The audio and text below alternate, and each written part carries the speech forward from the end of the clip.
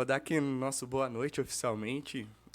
Hoje a gente vai conversar um pouco com vocês sobre rede, gente. Rede dentro da AWS. Como é a nossa aula número um, eu tô dando uma olhada aqui. A gente vai falar sobre os diversos campos ali. O que que a gente precisa? Boa noite, Ricardo. E aí, querido? O que que a gente precisa saber da AWS para a gente poder construir o nosso ambiente de forma através ali dos compliances indicados, dos frameworks e das melhores práticas que a nuvem oferece para a gente, tá? É, Lucão vai guiar essa aula aí, depois eu vou dar uma folga para ele e a gente, no decorrer do curso, a gente vai fazer essa revisão, tá? Mas volto a dizer aqui, o Lucão foi o cara que me ensinou a AWS, eu entrei na Force One, inclusive a gente tá recebendo um apoio da Force One aí, galera, pra gente conseguir muita coisa pra vocês, tá?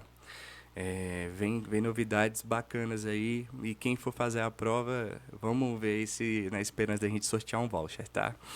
É, Lucão, quando eu cheguei, quando eu comecei a trabalhar nesse meu trabalho CLT, ele foi o cara que sentou do meu lado e me ensinou tudo, de fato, que eu sei de AWS. Então, é, ninguém melhor do que ele para puxar essa aula de redes, tá?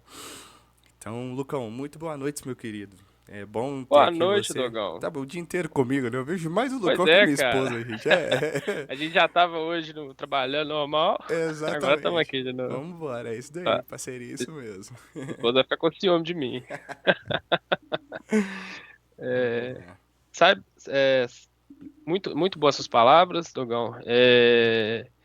Exatamente, hoje é aula de redes, né? Porque quando a gente preparou o cronograma, a gente pensou, pegando desde o fundamento básico. E aos poucos a gente indo pegando conceitos um pouco mais avançados, né? Então a gente fez uma matéria ali de introdução e agora a gente está falando com redes que seria como se fosse o pilar ali, né? O alicerce da AWS para você fazer as suas implementações, né? Para você iniciar na AWS.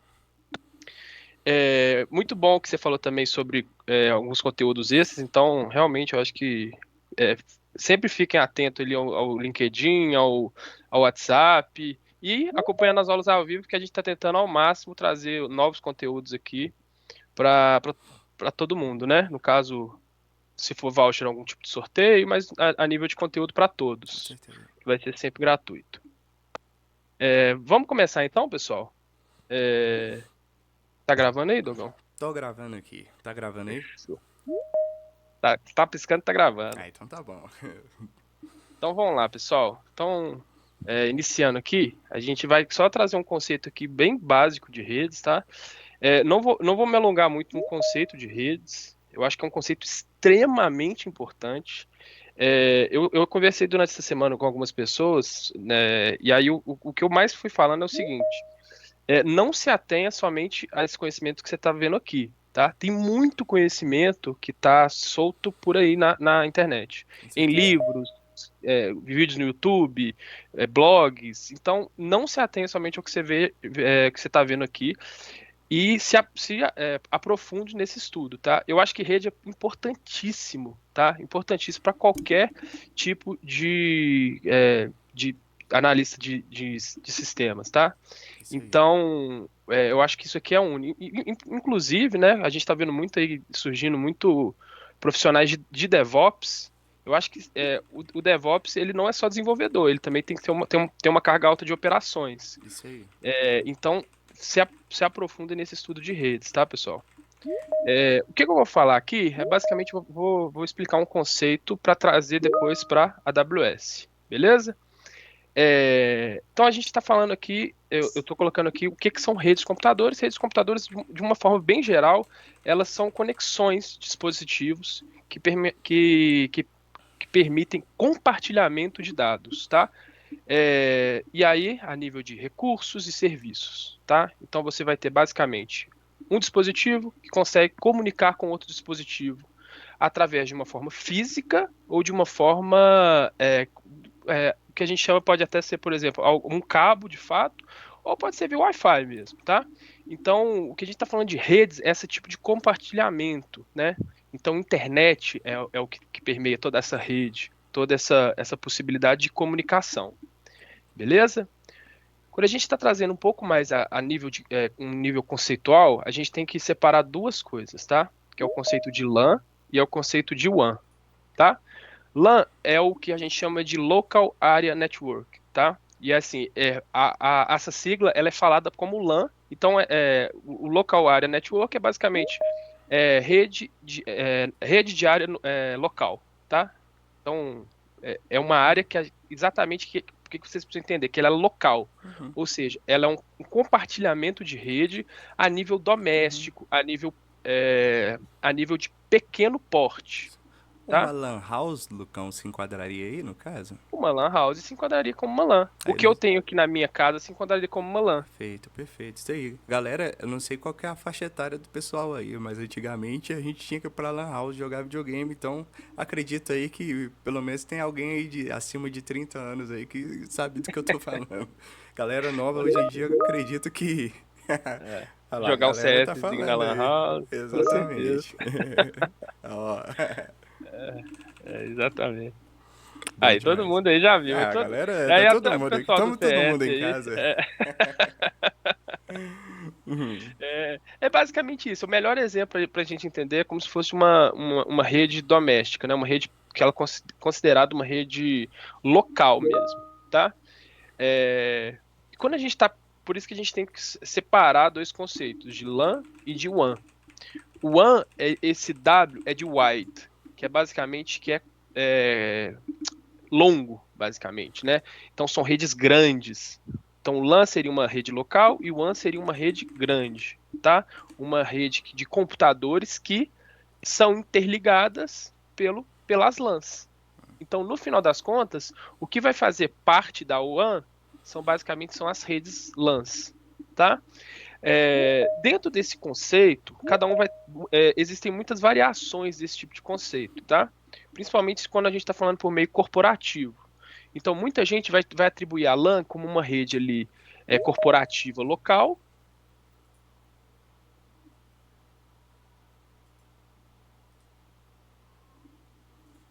Lucão, a gente ficou mudo aí, cara. Ixi, Acho que alguém mutou a gente. Alô? então, deve ser porque começou a gravar, Douglas, É, que aí ele pode mutou ser. automaticamente. Ah, verdade. Então, basicamente, eu não sei quanto que eu fiquei mutado, não. Mas o que eu estava falando é o seguinte: tem muitas variações desse conceito, né? Porque esse aqui é o conceito principal, que é o que a gente está falando de LAN, uma rede local, e o WAN é uma rede de internet mesmo, ou seja, redes de cidades, redes de grandes multinacionais que vão ter várias sedes de corporações em diferentes países. E aí, quando a gente está falando de um conjunto de LANs, a gente está falando de WAN, que é essa rede global, tá bom? Perfeito? É basicamente isso, tá? Vai ter, dentro do meio corporativo, vai ter variações desses conceitos, tá? De LAN e de WAN, mas muita gente vai falar de LAN, por exemplo, uma rede física, e de WAN, uma rede de internet. Mas no final das contas, esse conceito ele é um padrão que a gente chama de LAN, pequenos escritórios, rede doméstica, e WAN, essa rede de internet. Beleza? Bacana. Vou passar aqui. É, Pessoal, quem vai, tiver dúvida pode digitar a pergunta no chat que eu leio aqui pra gente, tá? aí. Pode perguntar, pode tacar a pergunta aí, viu, pessoal? Então, quando a gente está falando assim, a gente está agora iniciando na AWS, né? Quando a gente está falando de estrutura inicial, a gente vai ter o principal, tá? A gente vai falar da VPC, que elas são uma rede virtual que ela vai ser dedicada para você rechear todos os seus serviços. Então, a VPC ela vai ser o agrupamento de tudo que você vai ter ali dentro da AWS. E aí eu vou deixar o Douglas falar um pouco, que o Douglas tem um- ele faz uma metáfora aí excepcional de VPCs e do que é uma VPC e o que são sub-redes Exatamente. dentro do conceito da É AWS. que quando tudo que eu procuro aprender, galera, eu sempre gosto de fazer algum tipo de analogia, alguma coisa que eu já conheço, né? Eu acho que isso facilita. Às vezes a gente está vendo alguma coisa no nosso dia a dia que a gente consegue enxergar de fato o que é aquele conceito em específico. E o conceito de VPC, eu gosto de avisar, de falar para vocês que pensa num lote. Pensa ali num grande condomínio sem cerca nenhuma. Você vai ter ali um monte de terras, né? A gente vai ter ali vários hectares de terras, só que você comprou uma terra lá. E qual que é a primeira coisa que você faz? Você passa a cerca em tudo. A VPC na AWS é você passando a cerca no seu lote. Você vai pegar ali uma faixa de IP que, através daquela faixa de IP, você vai começar a montar a sua infraestrutura, tá? Ela vai ser a rede pela qual você vai hostear os seus serviços, as suas aplicações e toda a sua infraestrutura.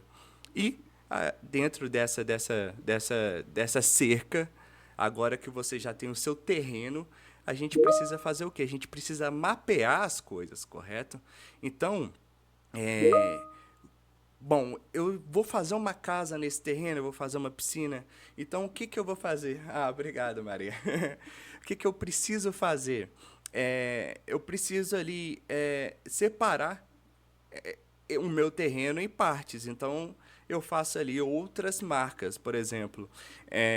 Ali vai ser a piscina, então eu marco ali com uma outra cerca. Ou então eu faço ali uma fundação para a piscina. Ali vai ser o banheiro, ali vai ser o quarto, ali vai ser a sala. Então eu faço um outro remapeamento lá dentro do meu terreno para eu apontar quais são os setores ali da minha casa que vão ser construídos. Isso dentro da AWS é a subnet. A gente tem a VPC, que vai pegar a rede macro, e a gente vai ter a subnet, que nada mais é do que pedacinhos da sua VPC, onde que você vai colocar ali ambientes. A AWS, né, como melhor prática, a gente sempre tem lá ambientes de produção, ambientes de homologação, ambientes de banco de dados, rede DMZ. Então, a gente separa ali esses ambientes, ou seja, a gente pega a nossa VPC, separa ela, quebra ela em vários pedaços para a gente não misturar a produção com homologação, com rede própria de banco e etc. Falei mais ou menos aí, Lucão? Ah, Perfeito, bom. perfeito. É exatamente isso, cara. Se a gente pegar esse conceito aí do dogão, a gente tem até uma imagem aqui para visualizar isso, né? Então você vai ter sua VPC, que é esse seu lote, né? Que é essa parte em verde aqui nessa imagem. E aí dentro do seu lote você vai ter essas demarcações, que seriam as redes, né? Seriam os conjuntos, né? E aí dentro de cada rede você vai ter seus quartos, seus apartamentos, que vão fazer, que vai ser específico para cada servidores, suas aplicações. Então, por isso que a VPC é essa primeira demarcação. Então, você vai criar uma rede na AWS, a primeira coisa que você vai fazer é criar uma VPC, tá? Depois disso, você vai diminuir um pouco esse cercado, fazer as suas sub-redes, né? E aí, a partir dessa, você pode ter várias sub-redes dentro da sua VPC, tá? Quando você cria uma conta na AWS, qualquer pessoa que cria, e aí qualquer pessoa pode criar uma conta na AWS, em todas as regiões, tá? Todas as regiões habilitadas por padrão, já vão existir VPCs padrões, tá? Então, se você entra lá numa conta AWS, vai ter uma VPC padrão lá, que ela vai ter algumas sub-redes, tá? Então, isso aí, a AWS ela já te ajuda nesse ponto para criar uma rede padrão para subir serviços, alguns serviços mais básicos, tá? Então, esse conceito aí ele é muito importante exatamente porque ele é o início ali das suas ações na AWS, em clouds, né? Para você, a partir disso, consegue subir seus serviços. Então, ele vai ter uma subrede pública, e aí que ela vai trabalhar com alguns conceitos, vai ter a subrede privada, que vai trabalhar com outros conceitos, que aí depois eu vou explicar um pouco melhor qual a diferença dessas duas subredes aqui, tá? E turma, nós vamos trazer para vocês cursos de arquiteto, a gente vai trazer curso de developer, de DevOps, de especialista em segurança, em rede, dados, inteligência artificial. Mas esse conceito de rede, quando você erra uma VPC, e você já constrói um ambiente em cima dela. O Lucão vai me corrigir aqui se eu estiver falando abobrinha, mas, cara, tem casos que é quase irreversível você realizar ali uma correção, porque a aplicação ela vai se tornando uma bola de neve ali, e aí ou você muda de região e migra todos os serviços para lá direitinho, ou você vai enfrentar ali problemas, tá? Então, prestem bastante atenção. A aula aqui ela vai ser bem breve, só que a gente quer muito que vocês fixem o que a gente vai falar, porque é de fato o pilar da AWS, tá? VPC, Subnet e as demais coisas que a gente vai falar aqui. E são questões que caem em todas as provas da AWS. Sim, com certeza. Até falando, então, vou falar um pouco mais desse conceito e até um pouco puxar esse assunto que o Douglas falou, certíssimo. Quando você cria uma conta na AWS, ela já vem essa VPC default, tá? Que é a VPC padrão. Por que é importante a gente memorizar isso? Porque todas as VPCs padrões na AWS, elas vão ser nesse formato aqui, ó, nesse formato público de redes, tá? Então, sempre quando você cria uma conta, ela não vai existir essas subredes privadas, ela sempre vai existir suas subredes públicas. O que significa que uma subrede? Qual a diferença de uma subrede pública e de uma subrede privada? Tá? A forma de acesso. Então, subredes públicas, sempre quando eu subir um servidor, uma máquina, em subredes públicas, eu consigo acessar eles de qualquer lugar do mundo. Tá? Eu consigo acessar da minha casa, da esquina, com a internet ali da minha avó, eu consigo acessar de qualquer lugar essas subredes públicas. E aí o que acontece? E aí muita gente faz isso e aí começa a ficar esse ambiente de bola de neve, porque acaba que vira um problema de segurança, porque você vai subir todos os seus serviços com acesso público, inclusive ambientes críticos de, por exemplo, banco de dados. E aí você começa a se tornar um problema. Porque o ambiente de banco de dados ele é um ambiente crítico. Você tem todos os dados dos seus usuários, todos os dados ali, sei lá, da sua empresa. Esse ambiente, ele não pode estar em ambiente público.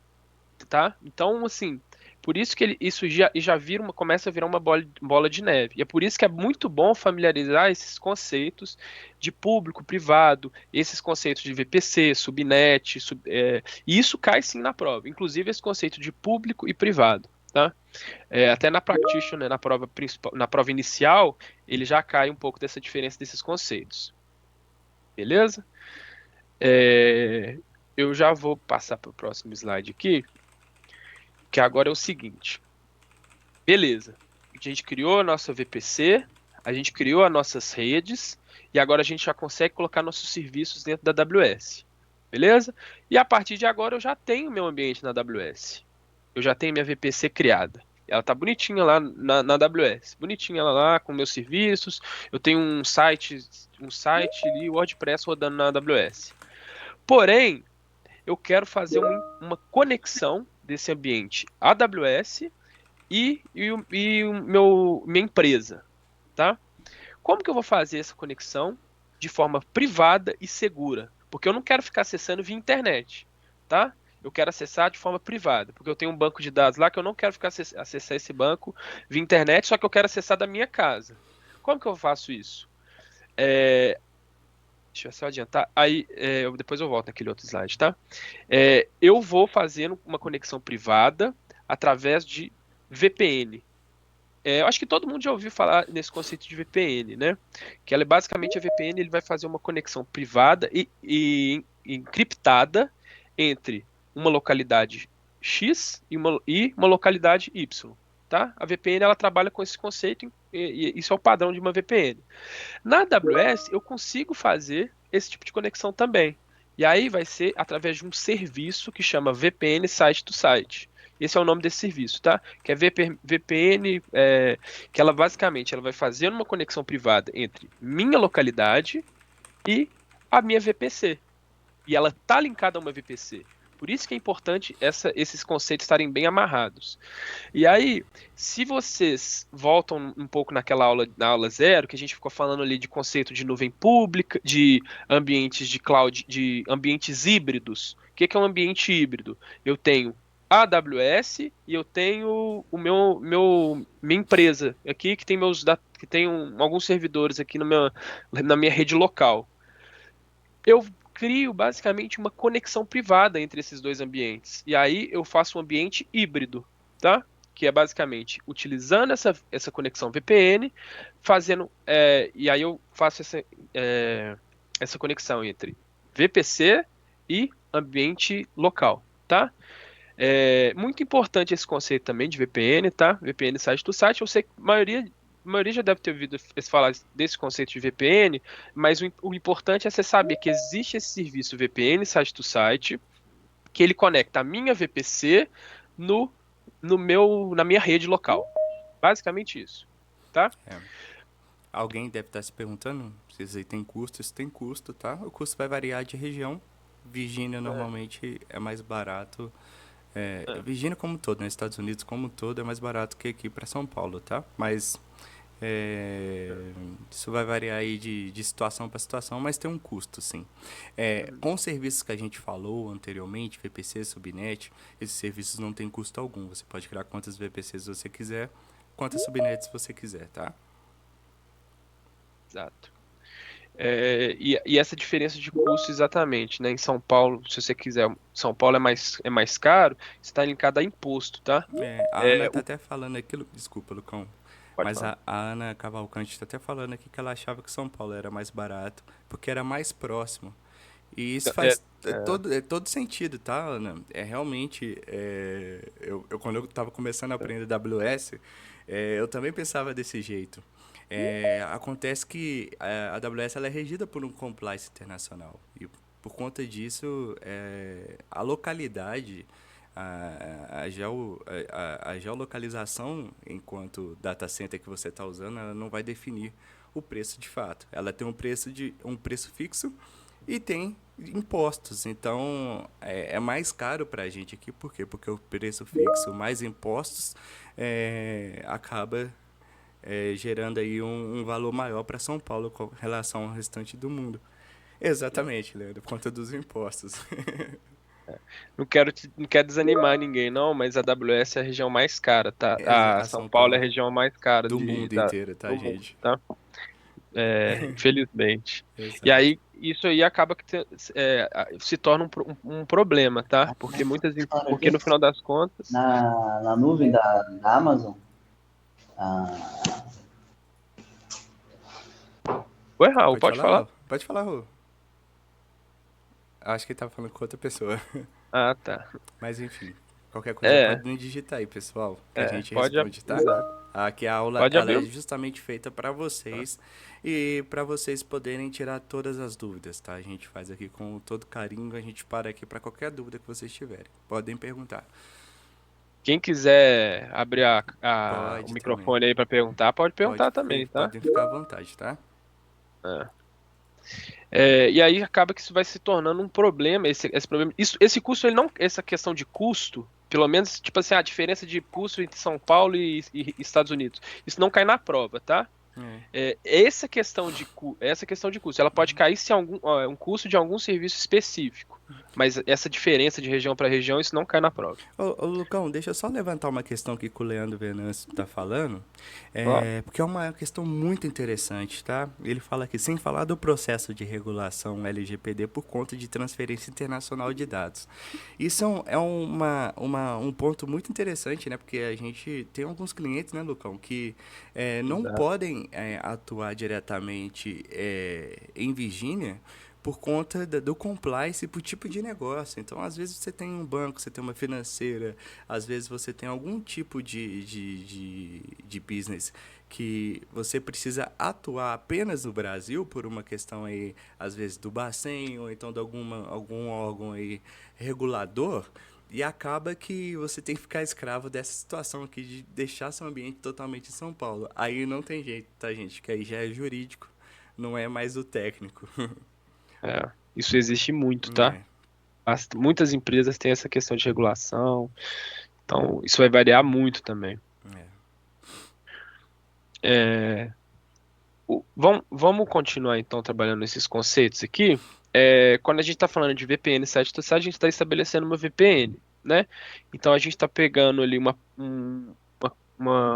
conexão pública entre duas localidades diferentes, né? Uma conexão de internet entre duas localidades diferentes.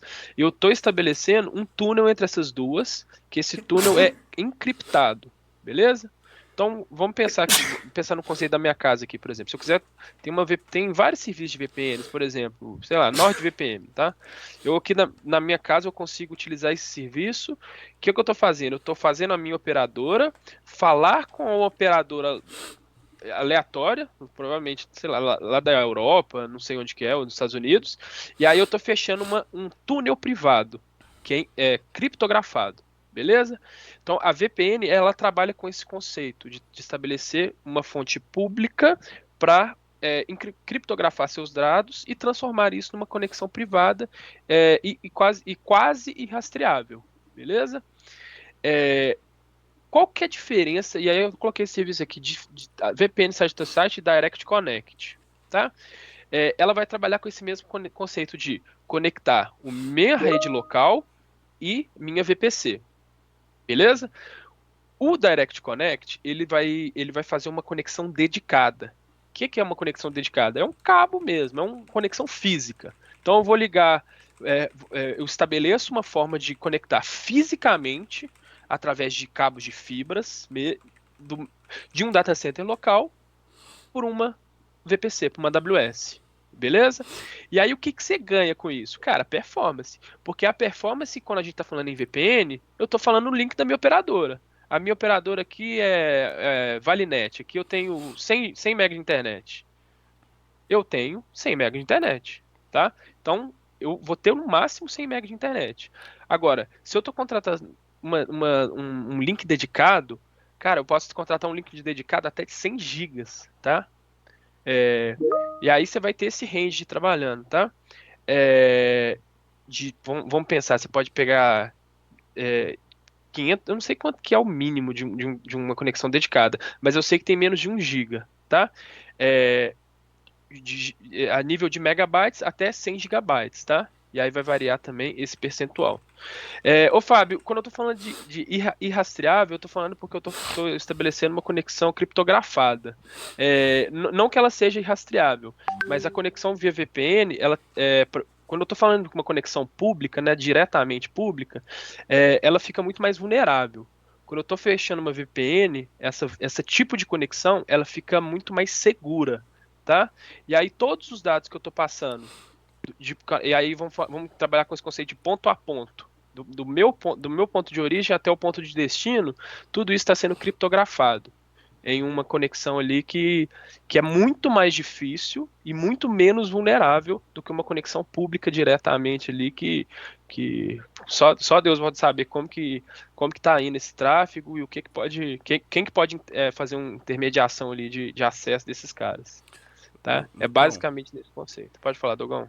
para todo mundo aqui que, se Deus quiser, vai estar certificado em AWS, dica para a prova. Quando cair lá, qual é o serviço da AWS que estabelece uma conexão entre o ambiente local da AWS e um ambiente on-premise que é mais barato? Eu vou colocar VPN site-to-site ou vou colocar Direct Connect? Você vai colocar VPN site to site. Bacana. E isso cai na prova. Eu E fiz aí, uma questão dessa, inclusive. Exato. Vocês têm que estar preparado para essa questão de custo. Porque ele pode falar, essa pergunta ela pode ser em relação a custo ou em relação a performance. E aí cada uma vai ter uma resposta diferente. Custo, VPN site to site, mais barato. Performance, Direct Connect, mais caro, tá? Posso chegar até 100 GB. Eu tenho que fazer conexão física, né? Então é basicamente isso. Exatamente, Leandro. Exatamente. Essa é a lei da vida, né? O que é melhor, obviamente é mais caro. Exato. Exatamente. Deixa eu voltar aqui, pessoal, que eu tinha pulado um slide, porque eu queria falar primeiro das VPNs, tá? Pessoal, hoje temos poucos slides, tá? Mas é um conteúdo muito, acredito, é um conteúdo muito importante, muito denso. Então, já já vamos finalizar, só que fazem aí uma forcinha para gravar isso na mente de vocês, que isso vai ser prerrogativa aí pro curso inteiro. É, exatamente. Com certeza. Isso aí é o pilar, Isso aí. parte de redes. Isso cai bastante também em prova. É, basicamente, eu tava falando agora, a gente já, então beleza, a gente já tá trabalhando com a nossa VPC, ela tá criada, ela tá com as nossas subredes públicas e privadas, e aí eu já conectei nas minhas duas localidades, uma localidade que eu preciso de performance, e aí via o link dedicado, e uma localidade muito mais remota, que eu só preciso ali de uma VPN site-to-site por questão de custo, beleza? Só que o que que acontece é o seguinte, tá? Por questões de regulamentação, vamos pensar aqui, você pode ter mais de uma VPC associada na sua conta. Você pode ter, por exemplo, uma VPC ali, porque eu quero separar cada funcionalidade em uma VPC diferente. E eu tenho várias VPCs na minha conta. Isso existe, tá, pessoal? Isso são casos reais. Como que eu faço conexões entre mais de uma VPC? Privadas, tá? Eu quero conexão privada só. Eu vou utilizar, eu tenho duas formas de estabelecer isso. E novamente a gente vai trabalhar com o conceito ali de custo e de performance, tá? Eu posso fazer uma conexão VPC peering. A conexão VPC peering eu faço o quê? Eu falo, ó, VPC A conecta em VPC B. Ponto. Basicamente isso. E aí o que eu estou falando? Eu estou falando que a minha VPC A, ela vai ter comunicação com a VPC B. Beleza? Lucão, você Isso tá aqui querendo me dizer então que se eu tenho dois ambientes, um de homologação em Virgínia e um de produção em São Paulo, a AWS não libera conexão nativa para os dois ambientes? Eu tenho que criar isso com VPC Peering? tem que criar isso. Ah, Porque senão eu posso criar uma conta aqui na minha casa, eu sei criar uma conta na sua casa e eu vou ter eu vou conseguir fazer uma conexão na minha VPC e na sua VPC, agora, e se eu tá? tiver um ambiente de desenvolvimento em Oregon, um ambiente de homologação em Virgínia, um ambiente de produção em São Paulo e um ambiente só para banco em Ohio, como é que eu faço? Porque é muito peering ali que eu vou ter que É colocar. muito peering, exatamente. E o peering é VPC to VPC. E aí, até uma das perguntas aí, ô André, aí que entra o Transit Gateway, tá?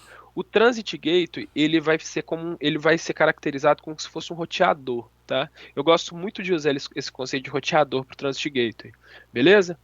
Por que eu tô falando isso? Porque, vamos lá, o Douglas falou um exemplo de 4 VPCs, uma VPC A, uma B, uma C e uma D.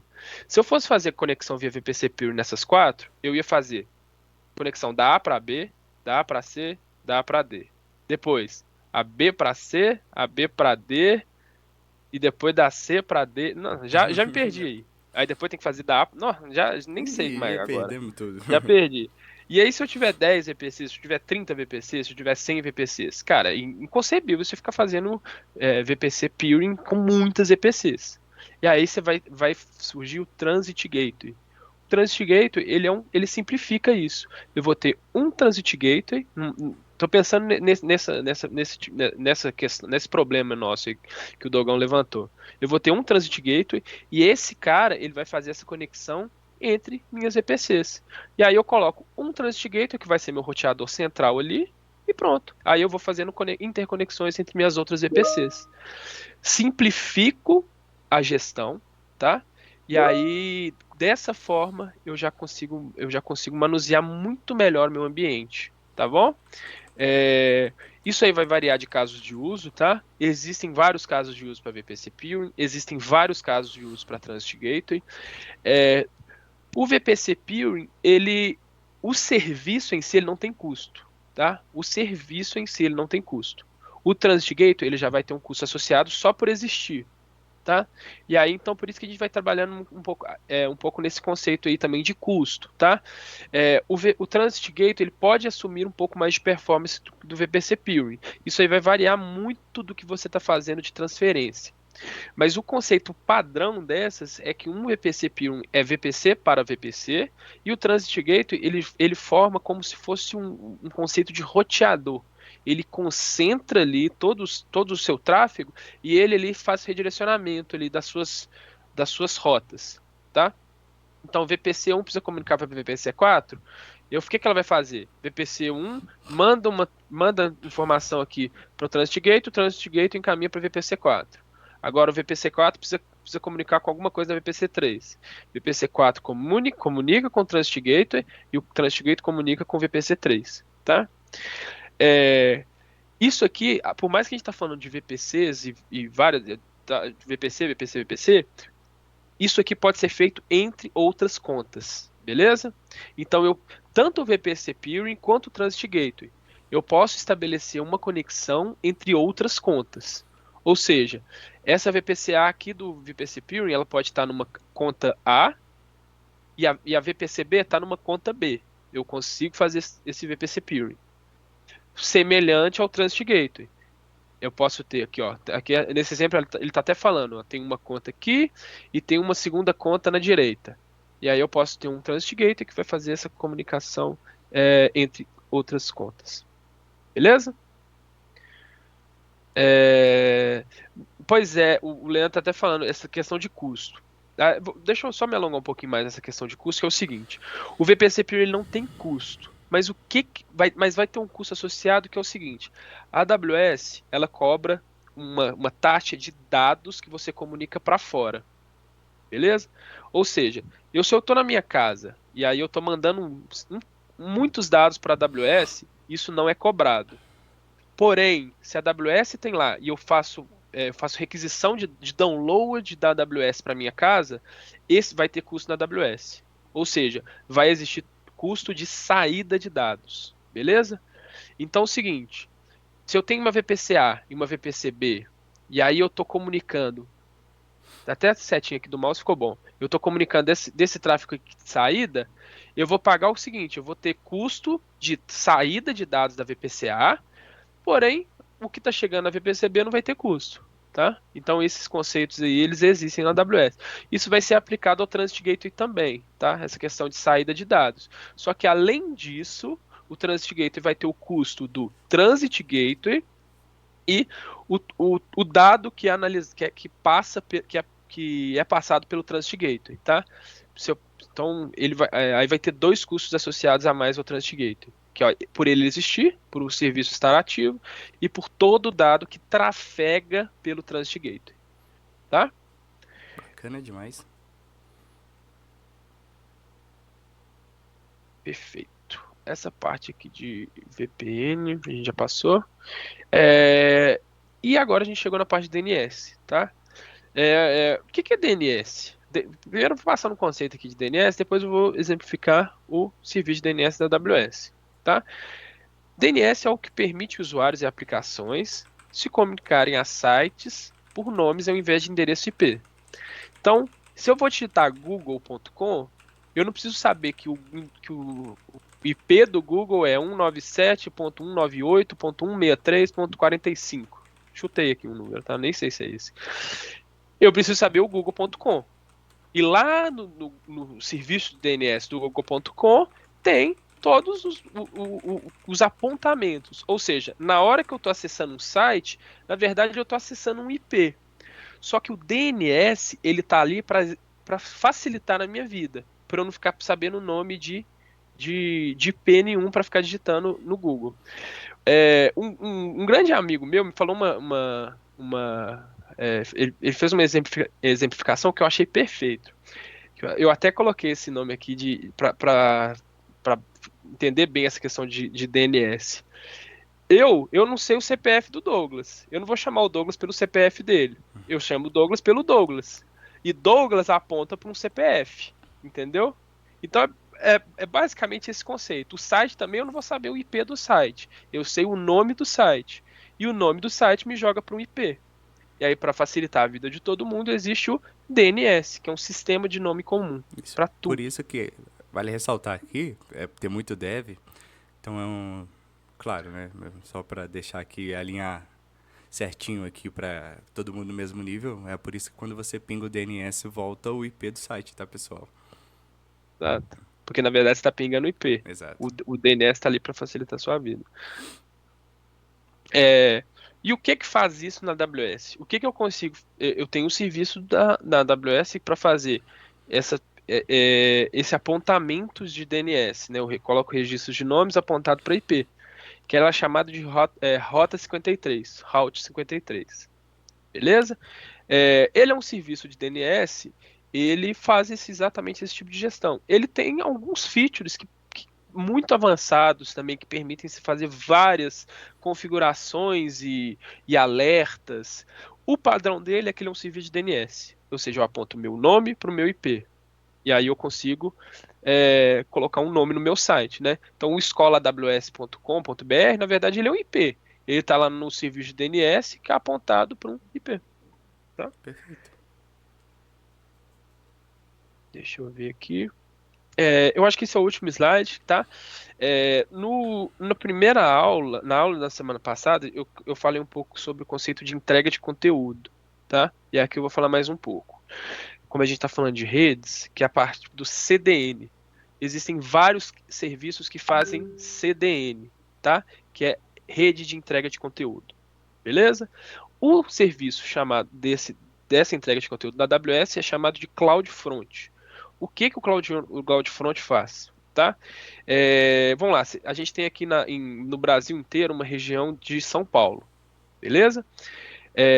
Mas vamos pensar aqui que eu tenho um site que ele tá lá na AWS São Paulo, porém esse site ele é acessado por todo o Brasil. E o Douglas até tinha mandado um exemplo na última aula, que é o quê? Pessoas de vários locais do mundo, tanto no Brasil quanto fora do Brasil, Estados Unidos, Europa, acessam esse site que está no Brasil.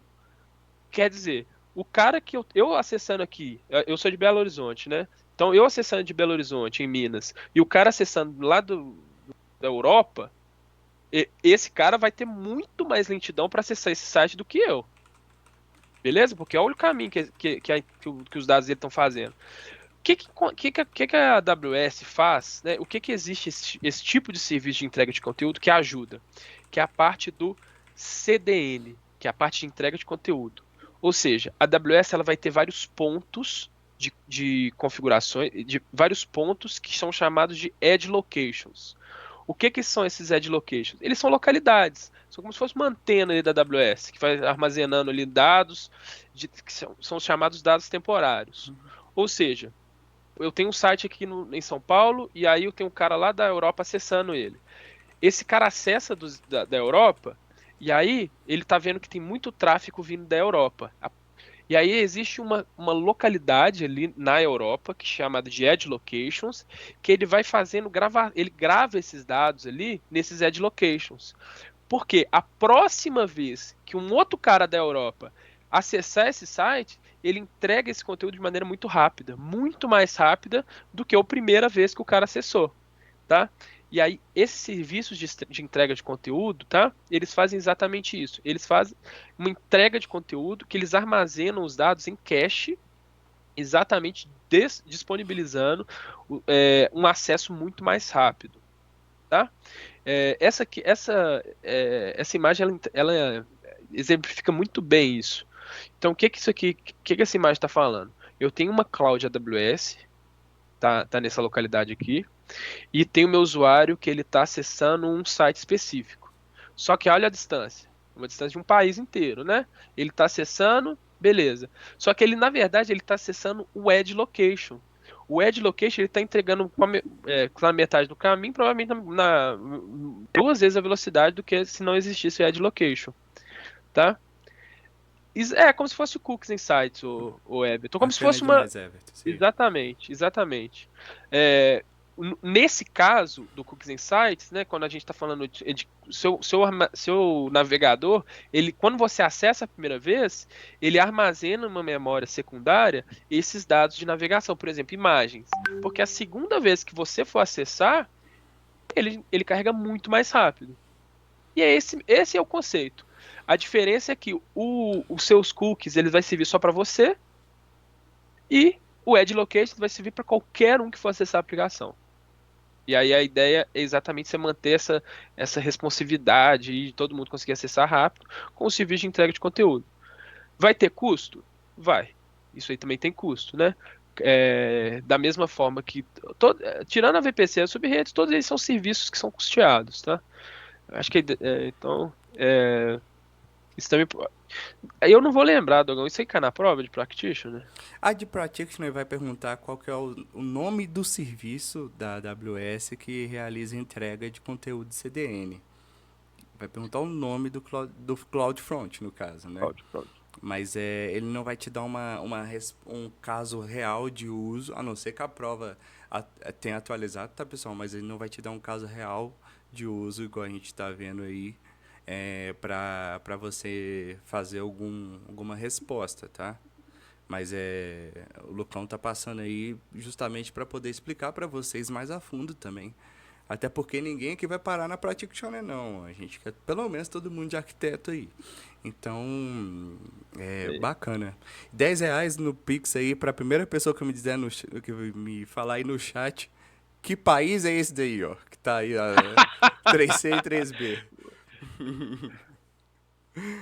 Eu fiquei com vergonha porque eu não sabia qual que é. Aí eu falei, esse país aqui. Eu joguei aqui no chat GPT, ele me falou que é a França.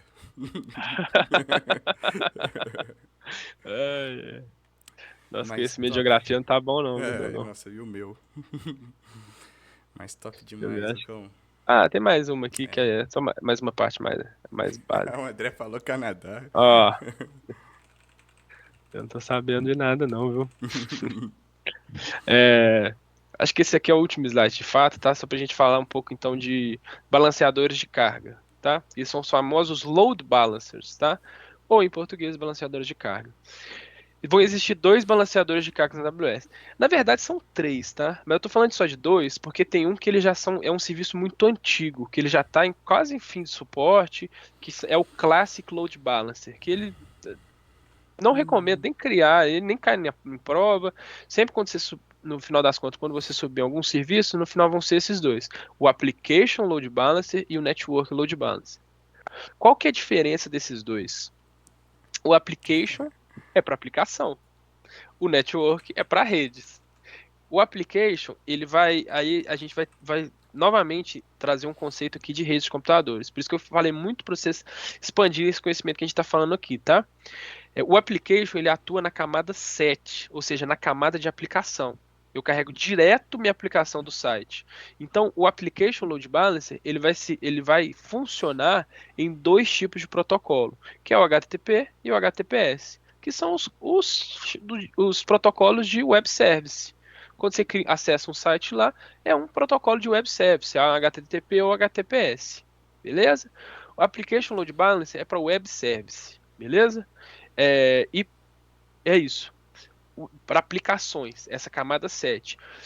O Network Load Balancer, ele atua na camada 3, que é na camada de rede, tá? Ou seja, ele vai caminhar tráfegos de qualquer protocolo TCP, beleza? Eles vão existir, tecnicamente entre eles, vão existir algumas funcionalidades diferentes e possibilidades de incrementar nesses serviços, o que vão ser diferentes entre o Application Load Balancer e o Network Load Balancer, beleza? Então, Application Load Balancer, aplicação HTTP e HTTPS, Network Load Balancer, camada de rede, qualquer protocolo TCP, tá? O que eles fazem de fato, esses balanceadores de carga?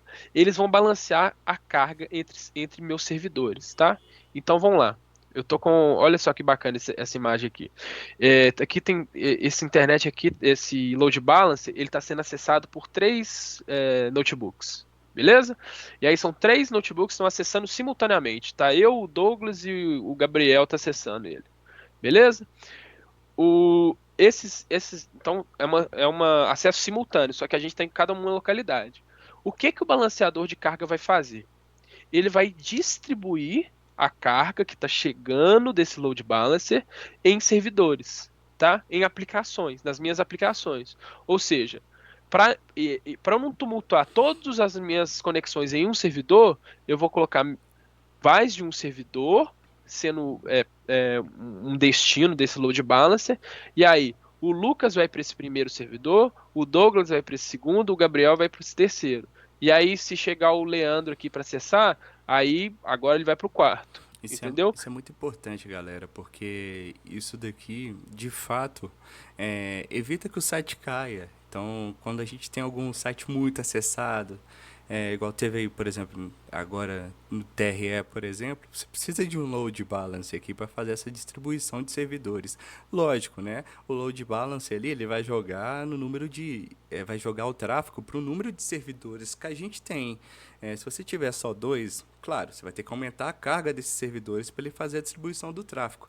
Mas, se não houvesse o load balancer, todo o tráfego encaminhado que ia chegar para esse servidor iria ser direcionado para um só. Então, imagina a quantidade de sobrecarga operacional que o servidor ia ter. Então, uma parte muito importante, é uma das coisas assim que eu acho mais legal dentro da AWS, a gente poder trabalhar com esse serviço com tanta facilidade, assim, sabe? Você faz ali poucos cliques e ali você já tem um application load balance. Inclusive, você consegue colocar ainda camadas de segurança ali, que é o WAF, a gente vai falar sobre isso na aula de segurança. E a gente consegue também criar um NLB de uma forma muito simplificada. Então, é realmente muito interessante essa parte aí, viu? É, exatamente, cara. Não podia falar melhor, Dogão. Oi? Não podia falar melhor. Ah, Eu, propositalmente, eu não coloquei alguns conceitos nessa aula de rede, tá? Porque, principalmente relacionados a grupos de seguranças e network SLs, que eu vi que teve gente que comentou, não viu quem comentou. Lucão, Mas esses, só te esse, interrompendo aqui, pode o falar. André Machado tá te fazendo a seguinte pergunta: o load balance só permite tráfego via portas 8443, ou seja, via protocolo HTTP e HTTPS? Não necessariamente. O HTTP e HTTPS, sim. O Application Load Balancer é somente HTTP e HTTPS. Porém, essa porta 80 e porta 443 são portas padrão, beleza? Quando você acessa um site, você está acessando ali quase 100% das vezes na porta 443 ou na porta 80. Porém, existem portas que não são as portas padrões, beleza? Por 81. exemplo, 81, eu posso colocar, tem muito assim, isso é mais de corporativo, serviços web na porta 8080, né? 8080. Ou seja, eu posso atribuir outras portas nesse load balancer. Porém, é sempre HTTP e HTTPS, tá? Aí, quando a gente está falando de Network Load Balance, a gente está falando de portas TCP, que aí pode ser todas as portas, e aí cada porta vai ter várias funcionalidades diferentes. Por exemplo, um banco de dados Microsoft SQL Server, ele vai ter a sua porta padrão 1433, tá? Porém, essa porta também não precisa ser sempre padrão. Você pode alterar essa porta, pode ser uma outra porta, uma porta mais alta, por exemplo, tá? Então, esse conceito de portas, não necessariamente, tá? Mas pode, o Application Load Balance também, qualquer porta. A diferença é que ele é HTTP e HTTPS. Bacana. Propositalmente, eu não coloquei uns conceitos aqui de network, ACLs e security groups, grupos de segurança, porque a gente vai falar na aula 6 de segurança aqui, tá? Porque eu acho que isso aqui por mais que seja um conceito aqui que ele está muito, muito mesclado a redes, a gente vai falar dele na parte de segurança, tá? Isso aí. Pessoal, vocês estão vendo que a gente, ao todo aí, contando com a aula zero, a gente tem 8 aulas. Quando a gente chegar ali na simulação do exame e revisão final, a gente acaba o nosso curso de jeito nenhum. A gente finaliza esse curso e começa outro, tá? Então, a Escola AWS, ela tá vindo aí para ficar e sempre poder renovar aí, porque quanto mais você vê uma coisa, mais ela fica fixada na sua cabeça. Outra coisa, vamos criar, depois eu vou rodar umas enquetes lá no grupo, para a gente criar um curso específico para tal nicho. por exemplo, vamos focar em desenvolvimento, vamos focar em segurança. A gente vai trabalhando dessa forma, do melhor modo aí que vocês optarem por continuar, tá? Acho importante ressaltar isso, porque às vezes são só 7, 8 aulinhas ali, mas não.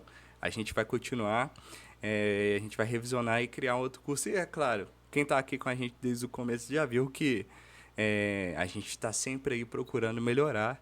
E esse segundo curso aqui, que é o que a gente aplica aqui, já está bem mais bonitinho. Então, o terceiro, o quarto, o quinto vai estar sensacional, tá? Só respondendo, o Alan, na verdade é só prova, as Isso, provas, elas só caem em questões teóricas, tá? isso aí. Não tem nada prático. Só para deixar bem registrado aqui, tá, pessoal? Porque provavelmente a live não tá vendo os comentários. O Alan perguntou sobre a prova de certificação, se tem questões práticas ou só teóricas, tá? E a gente vai trazer questões de prova para vocês. Fabi, não se preocupe, a gente vai rodar daqui uns 2, 3 dias essa aula já vai estar no YouTube e a partir dali a gente já vai mandar para vocês, tá? A gente gosta muito da sua companhia, mas acontece, não tem problema não. Pessoal, a gente também vai começar a rodar enquetes ali de votações para a gente responder perguntas práticas, tá? Agora que a gente começou a aula 1, já vou começar mandando umas perguntas lá no grupo sobre rede, sobre VPC, sobre ALB, sobre NLB, para a gente ver o que vocês estão respondendo. Então participem, interajam. E só para avisar, a gente está ali com quase 900 pessoas no grupo. Então a gente tem mais 100 vagas. Então essa é a hora da gente poder fazer diferença na vida das pessoas. Eu tenho certeza que você aí do outro lado conhece alguém, algum amigo que está precisando aprender. E a gente sabe que a AWS é uma coisa muito cara. E aí a gente está fazendo e a gente sempre vai fazer 100% gratuito para vocês. Então chama esse amigo pro grupo. Divulga aí na sua rede, vamos espalhar aí pensamentos, energias positivas para as pessoas, porque no final das contas é isso que faz a diferença. E a gente está fazendo isso daqui, pessoal, justamente para poder atingir o maior número de pessoas, para a gente ter uma comunidade grande, uma comunidade inflada, uma comunidade que queira trocar experiências, que a gente possa criar amizades ali e trocar, claro, experiências de trabalho, sabe? Isso falta muito hoje dentro da AWS, porque de fato o mercado ele é muito pequeno. Pequeno no sentido de ter poucos trabalhadores, tá? Porque o mercado para vagas ele realmente é um mercado que, no meu modo de entender em TI, é o maior, assim, que a gente vai ter nos próximos anos. Então, poxa, dá um toque, marca a gente lá no LinkedIn, chama a gente no WhatsApp, a gente está aqui por vocês e divulguem o curso se vocês acharem aí que está agregando na vida de vocês, porque a gente está fazendo, pessoal, uma coisa de todo o nosso coração aqui e justamente para a gente evitar de fazer pessoas gastarem aí 5, 6, 7 mil reais em cursos, tá? Então é de todo o coração e de todo carinho. Então a gente espera muito aí que a gente possa contribuir, nem que seja um pouquinho, na vida profissional de cada um de vocês. A gente agradece demais para quem ficou aí 9 horas, 9 e 2. Imagina aí quem tá vindo aí direto do trabalho, né, Lucão? Daqui a pouco Ué. tem que ver um jogo do Brasil também. É mesmo, tem que ver o jogo do Brasil. Então, 9h30, né? a gente se despede por aqui. Lucão, consideração final aí para o pessoal aí Cara, que ficou, esses guerreiros aí que estão com a gente desde o é. final. O Doglão falou muito de conteúdo e a gente está pensando em trazer novos conteúdos aí para vocês, tá? Além dessas aulas, tá? E aí conteúdos inéditos, por exemplo, resoluções de provas para ajudar aí vocês em perguntas de certificação, tá? E conteúdos extras mesmo, tá? Aí eu não sei como é que a gente vai estar tentando trazer outras pessoas, talvez pessoas de mercado, para falar um pouquinho aí, nem que seja no início de uma aula, no final de uma aula, para abrir um pouco aí com a experiência deles. Eu acho que é interessante isso para todo mundo, tá? Esse mercado é muito bom. Você viu com uma semana aqui do site funcionando, já tinha uma vaga. Então a gente sempre está querendo colocar mais vagas ali de outras empresas que sejam. Sempre que tiver oportunidade, a gente vai mandar lá no grupo, tá? Então é muito importante compartilhar com outras pessoas também. Tenho mais 3 vagas para adicionar no site, tá, pessoal?